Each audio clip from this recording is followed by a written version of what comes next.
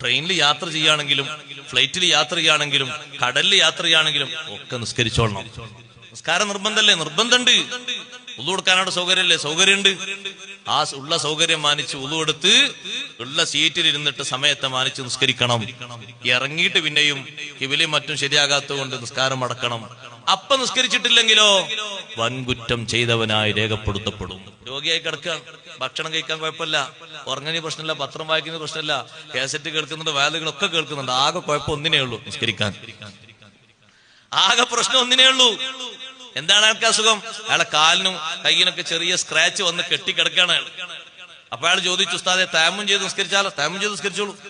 ഇത് പിന്നെ മടക്കേണ്ടി വരും, പിന്നെ മടക്കേണ്ടി വരും. 2 പണിക്കാകൂല. ആണ്ടാ, അള്ളാഹു തആലയുടെ ശുക്രാണത്. ഈ രോഗിയായി കിടക്കുന്ന മനുഷ്യന്റെ ശരീരത്തിൽ ഈ മരുന്നൊക്കെ ഫലിപ്പിക്കുന്നവനാരാ? ഗുളികയും മറ്റുമൊക്കെ കഴിച്ചിട്ട് വേദന മാറ്റിക്കൊടുക്കുന്നവനാരാണ്?